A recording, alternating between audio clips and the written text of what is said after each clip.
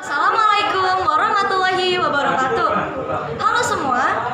Nah, jadi setelah kalian melihat video dari kelompok ekonomi dari kelompok 1 sampai 5, kalian pernah nggak sih kepikiran tentang sistem perekonomian yang ada di Indonesia? Kalau pernah, kami dari kelompok 6 akan menjawab segala kebingungan kalian tentang sistem perekonomian di Indonesia. Sebelumnya, biarkan saya memperkenalkan anggota dari kelompok saya. Yang pertama, ada saya sendiri, Kezia Ulia Mahadi, ada Aidia Firmoriska, Ardintia Fitri Wulandari, Zikri Liana Maureta, Muhammad Prajakbar, dan yang terakhir adalah Rizky Amrullah. Kami akan menjelaskan tentang sistem perekonomian Indonesia sekaligus masalah pokok serta pengertian dan perbedaan ekonomi makro dan mikro yang meliputi macam-macamnya. Jangan lupa disimak ya teman-teman. Tiap negara memiliki sistem ekonominya masing-masing. Setidaknya ada 4 sistem ekonomi yang ada di dunia. Apa aja sih?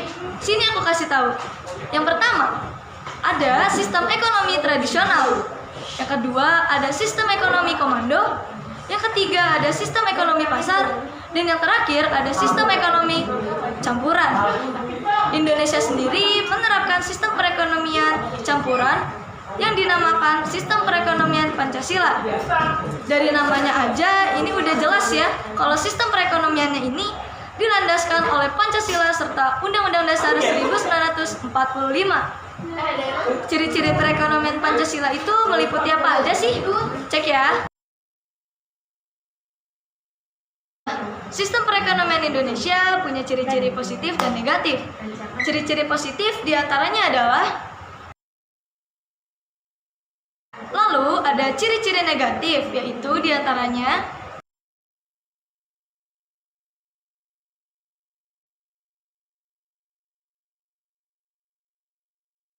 kali ini, saya Aidia Firmoriska akan menjelaskan mengenai masalah ekonomi. Masalah ekonomi muncul ketika sumber daya yang digunakan terbatas untuk memenuhi kebutuhan permintaan. Masalah ekonomi ini akan selalu muncul dalam kehidupan sehari-hari. Intinya, kebutuhan manusia begitu banyak dan tidak terbatas. Namun pada saat yang sama, ketersediaan sumber daya yang diperlukan tidak dapat memenuhi semua permintaan itu. Masalah-masalah dalam ekonomi ini dibagi menjadi 2, yaitu masalah pokok ekonomi klasik dan masalah pokok ekonomi modern. Masalah pokok ekonomi klasik. Menurut teori ekonomi klasik, masalah ini dibagi menjadi 3, yaitu masalah produksi, masalah distribusi, dan masalah konsumsi. Apa sih yang dimaksud masalah produksi? Nah, berikut penjelasannya. Masalah produksi adalah ketika produsen harus mengetahui kebutuhan barang atau jasa apa saja yang dibutuhkan manusia. Di sini, produsen harus memikirkan bagaimana cara kebutuhan manusia dapat dipenuhi dan tidak terbuang sia-sia. Nah, jadi masalah distribusi adalah masalah yang timbul ketika memikirkan cara produk bisa dikirim ke tangan konsumen dengan keadaan baik dan masih terjaga kualitasnya.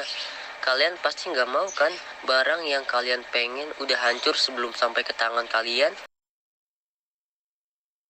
Nah, yang terakhir ada masalah konsumsi nih. Masalah ini muncul ketika barang sudah sampai ke konsumen.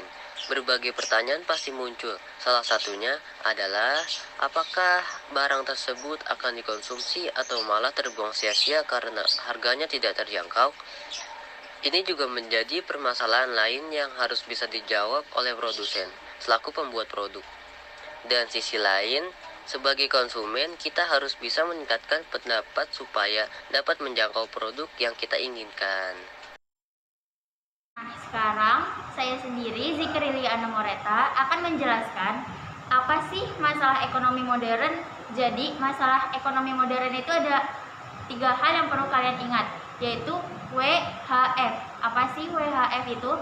WHF itu ada 3, yaitu what, how, dan from whom. Yang pertama itu ada what, alias barang atau apa aja sih yang diproduksi. Terus kira-kira berapa banyak ya yang harus diproduksikan. Lalu yang kedua itu ada how, alias gimana sih cara bikin produk tersebut. Nah, di sini produsen ditantang untuk berpikir teknik apa yang akan diterapkan. Apa memakai tenaga manusia atau mesin? Kalau manusia, kira-kira berapa ya jumlah karyawan yang akan digunakan? Nah, yang terakhir ini ada from whom, alias siapa sih target untuk barang yang diproduksi ini? Nah, jadi permasalahan ini bukan target aja yang dipikirin, namun siapa aja yang mendapat keuntungan dari kegiatan produksi ini. Apa karyawan mendapat pendapatan yang menjanjikan? Pemilik bahan baku kira-kira bisa dapat upah nggak ya? Hal seperti ini tentunya harus bisa dijawab oleh si produsen. Di sini saya Ardintia Fitri Wulandari bakal jelasin nih. Ternyata ilmu ekonomi dibagi lagi menjadi dua loh. Sesuai dengan ruang lingkupnya, ilmu ekonomi dibagi menjadi dua, yaitu ekonomi bidang makro dan mikro.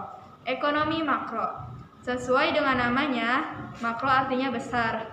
Artinya, ilmu ekonomi makro adalah ilmu ekonomi dalam lingkup besar dan luas, sehingga dibutuhkannya adanya peran pemerintah dalam mengatur konsumsi dan produksi secara agregat atau keseluruhan. Karena makroekonomi bersifat agregat, maka contoh masalah ekonomi makro adalah inflasi, pengangguran, ketimpangan, dan neraca pembayaran.